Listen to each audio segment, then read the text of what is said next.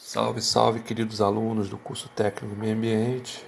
Estamos aí na nossa sexta aula do módulo de educação ambiental e o tema dessa semana são as macro tendências político-pedagógicas da educação ambiental brasileira, né? Baseados em Layarques e Lima. Pô, galera, essa é a última aula, estamos fazendo o fechamento, né? Essa aula é bem importante, né? Que ela trata das características, né, de conceber, né, e de executar a educação ambiental, né. Nós vimos nas aulas passadas, né, que a educação ambiental ela surge, né, no contexto de uma crise ambiental que foi reconhecida no final do século XX, né, e de lá para cá, né, a gente viu, né, a evolução da educação ambiental no Brasil e no mundo, né, e as políticas públicas, né, que vieram em decorrência dessa evolução, né. Verificou-se, né, que existem várias formas diferentes de se conceber e executar a educação ambiental, né, e você já deve ter tido alguma experiência, né, quanto mais novos, né, nas escolas, né, nas empresas, né, por TV ou por mídia, algum outro tipo de mídia, né, sobre educação ambiental, né. E só que vários, né, pesquisadores, né, e autores, né, têm se detido, né, a analisar, né, as formas distintas, né, de se conceber e de executar a educação ambiental, né. A Lucie Souvier, né, é uma pesquisadora canadense, né, ela classificou, né, ela fez uma cartografia, né, da educação ambiental, ela definiu em 15 correntes, né. Hoje nós vamos falar aqui sobre Layarques e Lima, que ele definiu em três correntes, né. Algumas dessas macro tendências se assimilam, né, com as correntes da Lucie Souvier, né. Eu vou até deixar esse artigo depois para vocês, né. Mas ele definiu em três correntes que são as macro tendências conservadoras, né, pragmáticas e críticas, né. Na verdade são formas, né, gente, de se conceber, né, e de executar a educação ambiental, né. Como eu falei para vocês, as questões ambientais institucionalmente elas têm aí, né, 40, 50 anos de discussão, né. Então, praticamente ainda são muito recentes, né. Apesar da velocidade, né, da evolução tecnológica, né, do conhecimento, né, mas já se pôde ter um quadro, né, uma análise, né, dessas tendências, né. Então, esses autores aí, Layarques e Lima, né, definiram em três macro tendências que vamos ver agora.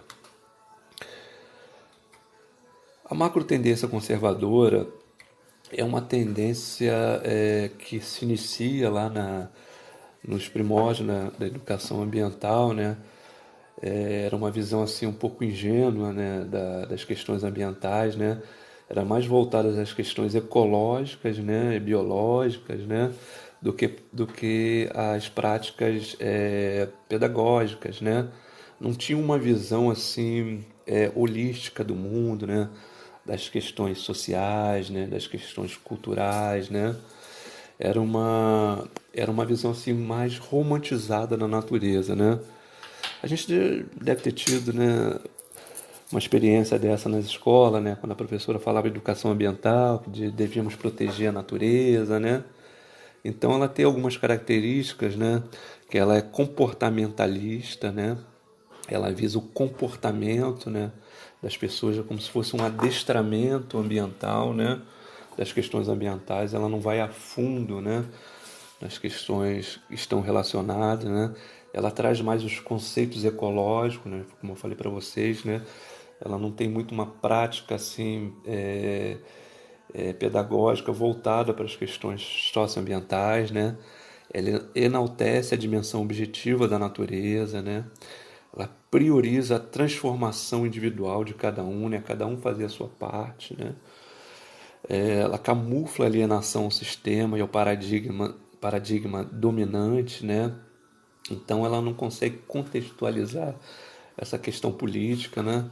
Ela distancia-se, né, das relações sociais, políticas, econômicas, né? Não questiona a sociedade vigente, né? Então dificilmente leva a alguma mudança social, né? Então, se a gente pedisse para uma criança desenhar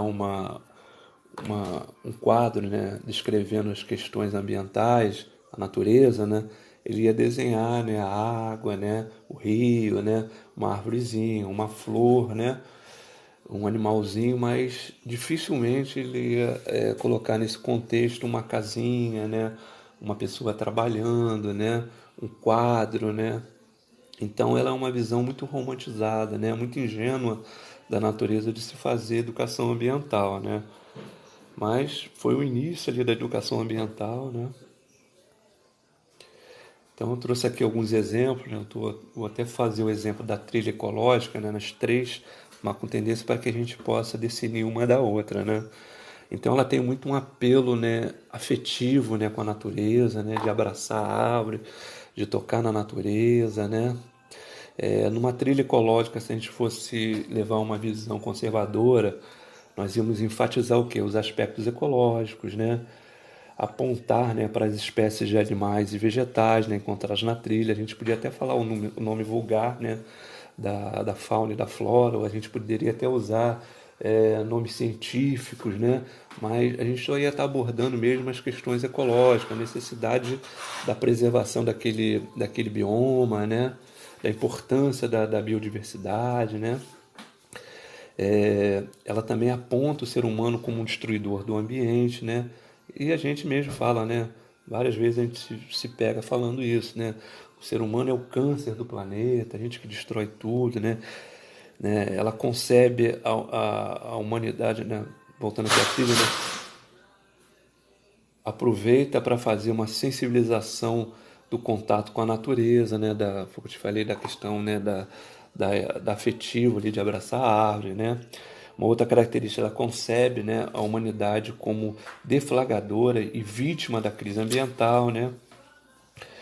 A problemática ambiental é decorrente da falta de conhecimento apropriado dos sistemas ecológicos, né?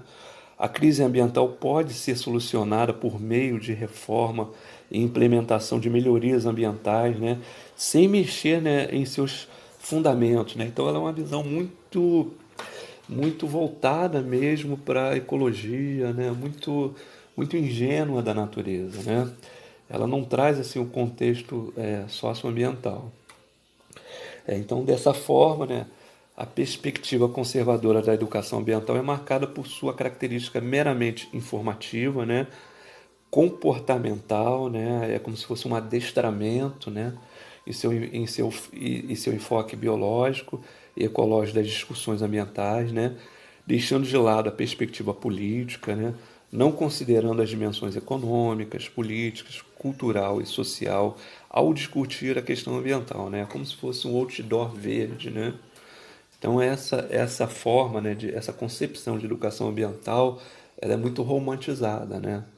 Ela é muito bacana, ela é legal, né? Não é ruim, né? Mas a gente precisa agregar mais valores nessa macro tendência.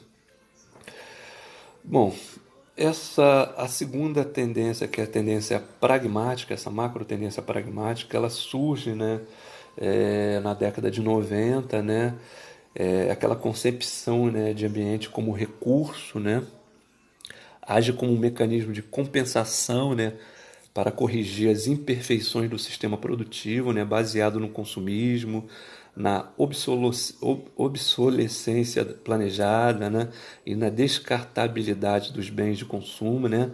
Nós vimos isso lá no vídeo da Anne Leonard, né, ela destacou muito bem essa questão pragmática, né, essa visão pragmática que nós temos aí das coisas, né, da questão dos recursos sustentáveis, né, converge com a noção do consumo sustentável, que também se relaciona com a economia de energia ou de água, né, o mercado de carbono, as ecotecnologias, a diminuição da pegada ecológica, né, e demais expressões do conservadorismo dinâmico que operam mudanças superficiais, né, tecnológicas e comportamentais, né? Então, pragmática, ela vem de objetivo, né? Uma visão objetiva, né, de sustentabilidade, né? Isso é uma visão que surge na década de 90, né?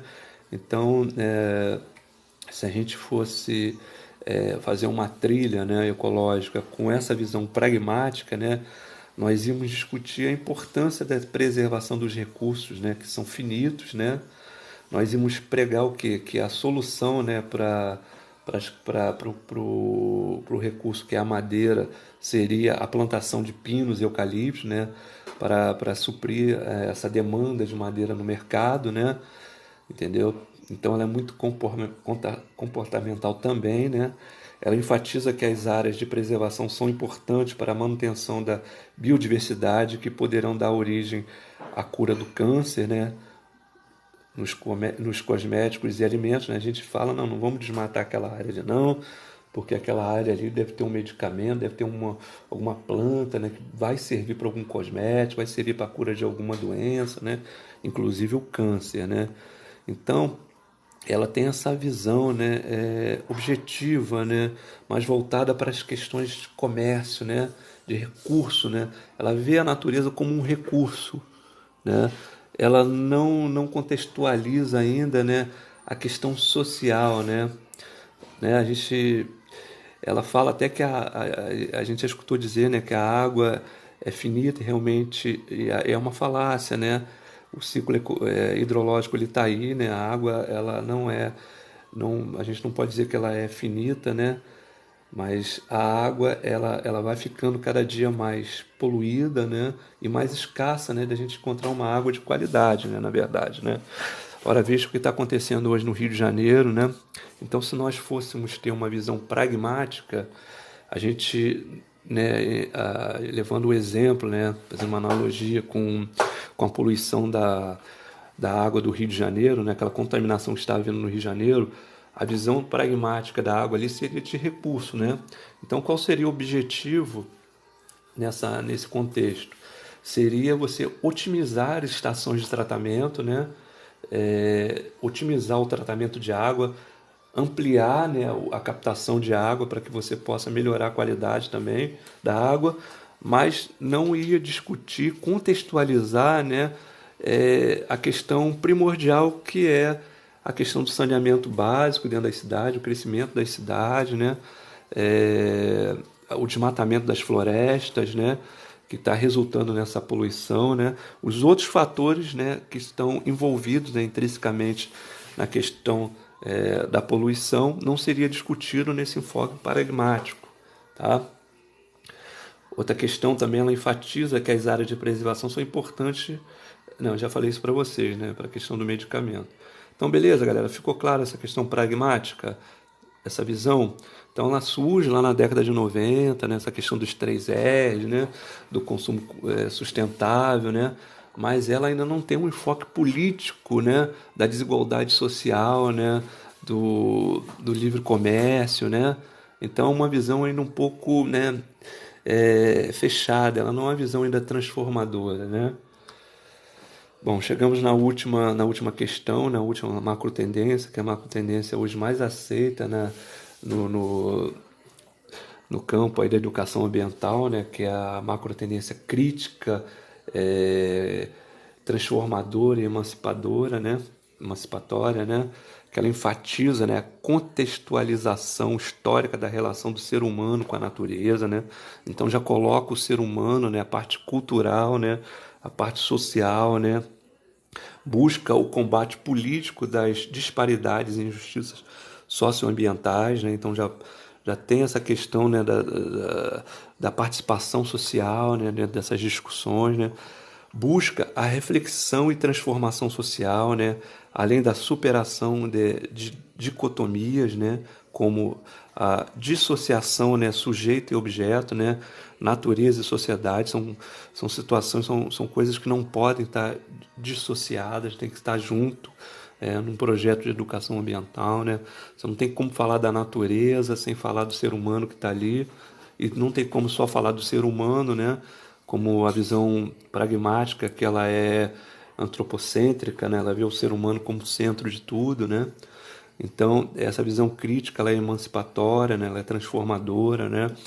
Então, ela traz para o campo da pedagogia, né? Esse olhar crítico, né? Do ambiente, né? E nós vimos nas aulas que ambiente, o que é ambiente? Ambiente é tudo que está ao entorno, né? O ambiente não é só a a natureza, o ambiente não é só o ser humano, a natureza, ela é tudo que está no ambiente está interligado, né?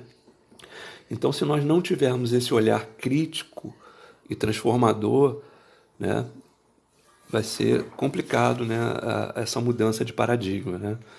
Bom, então trazendo aqui esse último exemplo, né, da trilha, né,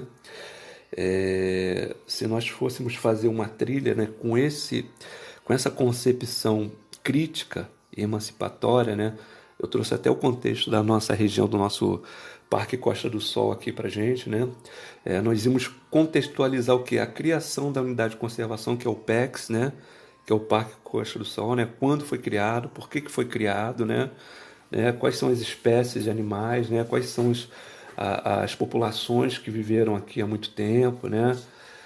Existem sítios arqueológicos, né? Existe aí remanescente de Mata Atlântica, né?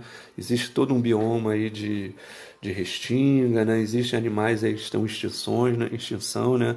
Nós temos aí o formigueiro aí, que é um animal que está em extinção, né? Só tem aqui dentro dessa região, né? Mas temos também todo um contexto, né, social também envolvido, né? Das populações que vivem aqui, né? Do crescimento dessa região, né? Então nós íamos trazer, né, por exemplo, né, o contexto, né, das invasões de terra dentro do parque, né?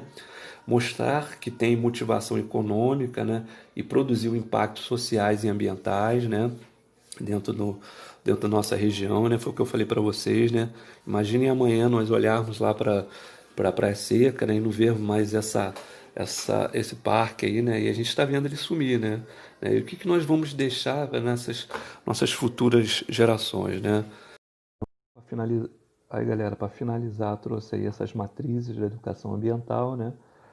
Mostrando a diferença de uma e de outra, né? Fica aí para o conhecimento de vocês, né? São, na verdade, formas, né? Como eu falei inicialmente, de abordagem, né? A gente tem ali a conservacionista, né? Que é o início da educação ambiental, que era mais uma abordagem mais romântica, né? Mas ela não tinha, né?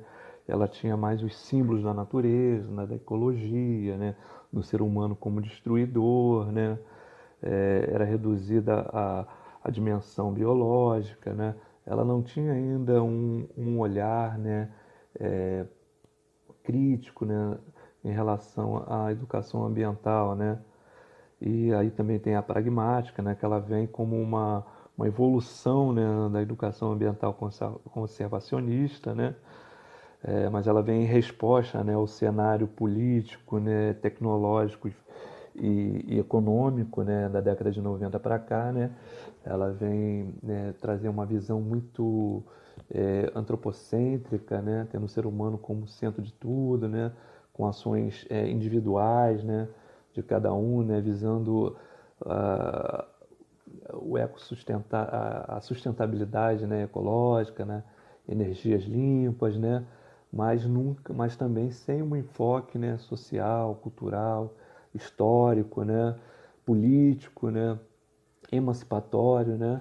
Então, a educação, essa tendência pragmática é uma tendência que a gente até hoje a gente ainda vê aí, né? A gente fala aí dos 3 R's, né?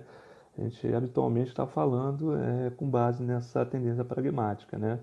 E por fim, né? A tendência crítica aí, que é a tendência mais usada, né? Que vai servir, né, como ferramenta aí para essa mudança de paradigma, né?